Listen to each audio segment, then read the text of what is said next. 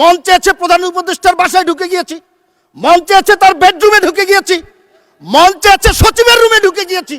এখন তো আর সেই সুবিধা পাওয়া যাচ্ছে না মাননীয় স্পিকার। আমি গভীর শ্রদ্ধার সাথে স্মরণ করছি শহীদ রাষ্ট্রপতি জিয়াউর রহমানকে,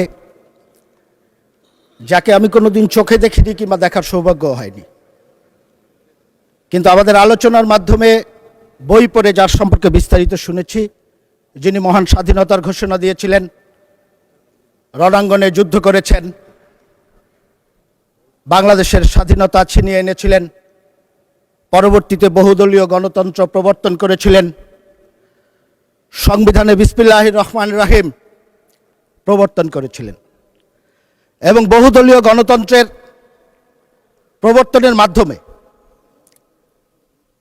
উনি শেখ মুজিব নিহত হওয়ার পরে শেখ হাসিনাকে যেমন বাংলাদেশে প্রত্যাবর্তনের সুযোগ করে দিয়েছিলেন, ঠিক একইভাবে স্বাধীনতা যুদ্ধে বিজয়ের পরে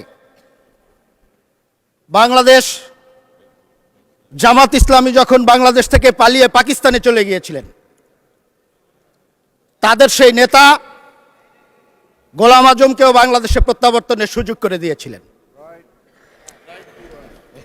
মাননীয় স্পিকার, আমি গভীর শ্রদ্ধার সাথে স্মরণ করছি আমাদের দেশনেত্রী বেগম খালেদা জিয়াকে, যিনি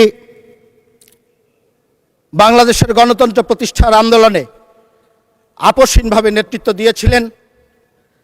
আমাদের নেতা ছিলেন, আমাদের মা ছিলেন, আমাদের শিক্ষক ছিলেন। আমরা তার কাছ থেকে যে যতটুকু শিখেছি, সেই শিক্ষাটুকু যদি আমরা কাজে লাগাতে পারি, তাহলে বাকি জীবন আমরা রাজনৈতিকভাবে সফলভাবে কাটাতে পারবো বলে আমি ব্যক্তিগতভাবে বিশ্বাস করি। ধন্যবাদ জানাচ্ছি মাননীয় প্রধানমন্ত্রীকে, যিনি তার দূরদর্শী নেতৃত্বের মাধ্যমে বাংলাদেশে স্বৈরাচার বিরোধী যে লম্বা সময়ের আন্দোলন, সেই আন্দোলনকে নেতৃত্ব দিয়েছেন এবং অত্যন্ত বিচক্ষণতার সাথে অতীতের সব জঞ্জালগুলো এড়িয়ে সামনের দিকে বাংলাদেশকে নেতৃত্ব দিয়ে যাচ্ছেন।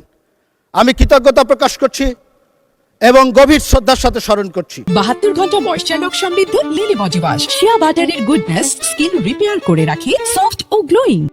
71-এর মুক্তিযুদ্ধের বীর শহীদদেরকে এবং জুলাই আন্দোলনের যারা শহীদ হয়েছেন, যারা জুলাই আন্দোলনে আহত হয়েছেন, যারা পঙ্গুত্ব বরণ করেছেন এবং যারা জুলাই যুদ্ধে অংশগ্রহণ করেছেন, তাদের সবার প্রতি আমি শ্রদ্ধা জানাচ্ছি। মাননীয় স্পিকার, আমরা নতুন সংসদে এসেছি, আমাদের অনেক সদস্যই নতুন করে সংসদে এসেছেন। আমরা হয়তোবা দু একটি ভুল কথা বলতে পারি, আপনি ক্ষমা সুন্দর দৃষ্টিতে দেখবেন।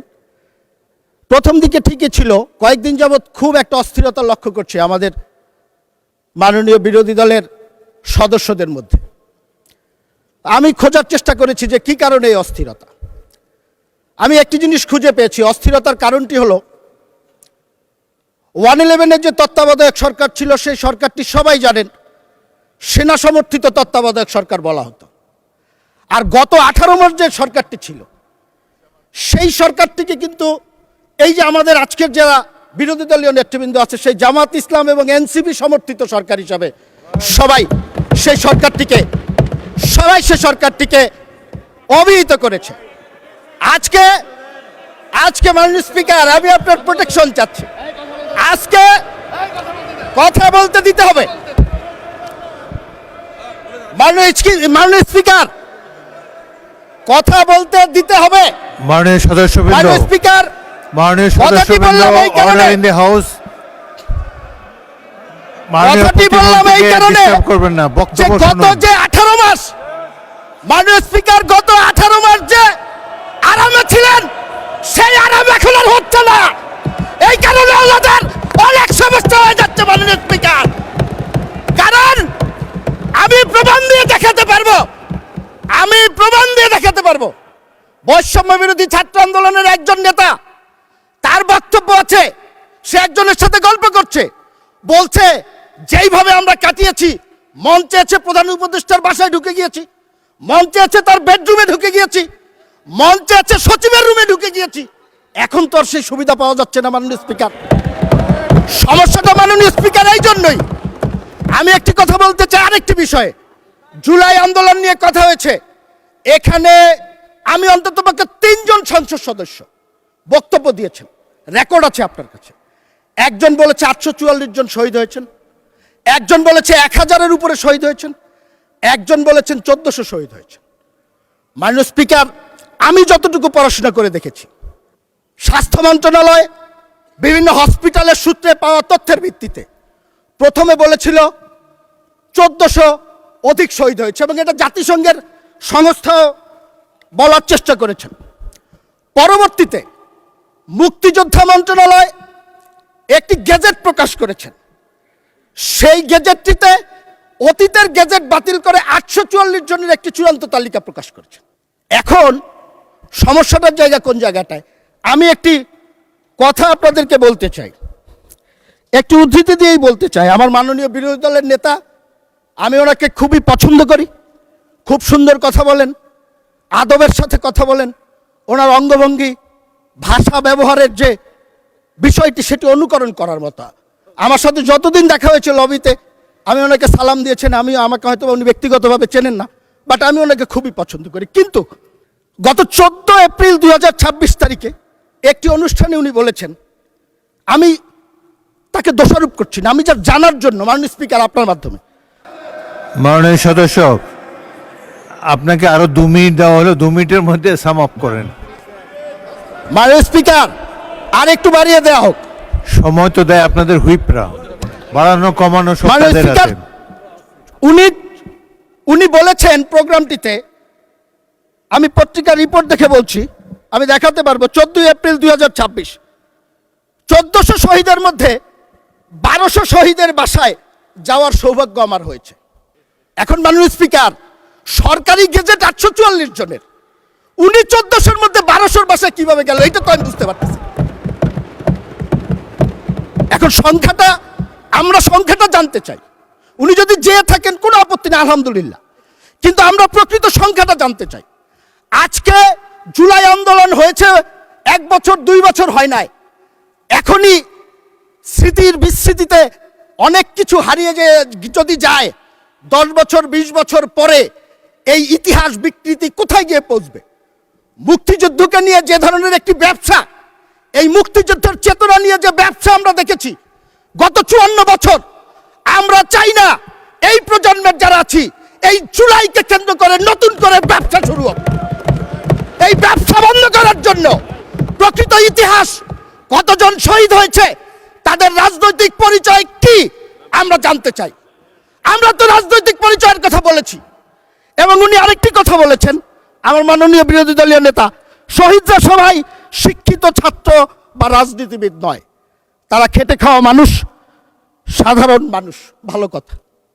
কিন্তু এই শহীদদের একটি বড় অংশ, আমরা সবার অবদানকে স্বীকার করি, কিন্তু এই শহীদদের বড় অংশ তো রাজনীতিবিদদের আহ্বানে এখানে শরিক হয়েছেন।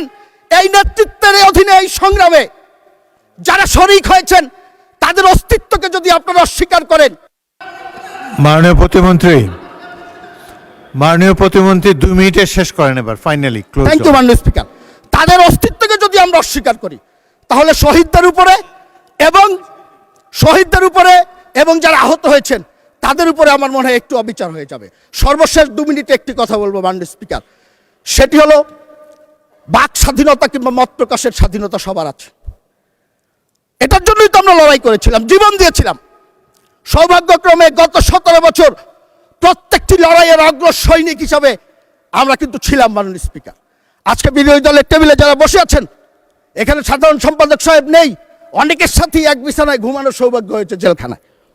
তো সেই জন্য বলতে চাই, আমরা বাক স্বাধীনতা বিশ্বাস করি। আপনি সরকারের সমালোচনা করবেন, সরকার ভুল করলে বলবেন, সমালোচনা করবেন, কার্টুন করবেন, কিন্তু আমার নেত্রী মারা গেছেন, তাকে উদ্দেশ্য করে যদি আপনাদের কর্মীরা কোনো অশালীন বক্তব্য দেয়, আবার প্রধানমন্ত্রী আছেন, তার অবশ্যই সমালোচনা করা যাবে, সেটি নিয়মের মধ্যে করেন।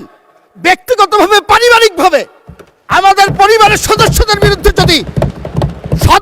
বিরুদ্ধে যদি এইভাবে উচ্চারণা করা হয়, সেটি কিন্তু আমাদের জন্য দুঃখজনক। এবং একটি কথা বলবো, সেটি হলো যারা এই কুচ্ছা রটনা করেছে। আপনারা এখানে অনেক সুন্দর সুন্দর কথা বলবেন, আমরাও শুনতে চাই, আমরাও কাজ করতে চাই আপনাদের সাথে, কিন্তু যারা কুচ্ছা রটনা করেছেন আমরা তো দেখলাম আপনারা তাদেরকে পুরস্কৃত করেছেন। আপনারা পুরস্কৃত করেছেন যিনি কুচ্ছা রটনা করেছেন, অশ্লীল মন্তব্য করেছেন, তার পরিবারের সদস্যকে আপনারা সংসদ সদস্য করেছেন। কি প্রমাণ করতে চান আপনারা? কি দেখাতে চান আপনারা? আমরা এখনো বলবো একসাথে কাজ করতে চাই, আপনাদের সাথে কাজ করতে চাই। যে স্বপ্ন নিয়ে 24 জুলাই অভ্যুত্থান হয়েছে, সেই অভ্যুত্থানের চেতনাকে বুকে ধারণ করে আপনাদের সাথে সরকারি দল এবং বিরোধী দল একসাথে কাজ করতে চাই। 72 ঘন্টা ময়েশ্চার লোক সমৃদ্ধ লিলি বডি ওয়াশ শিয়া বাটারের গুডনেস স্কিন রিপেয়ার করে রাখে সফট ও গ্লোয়িং।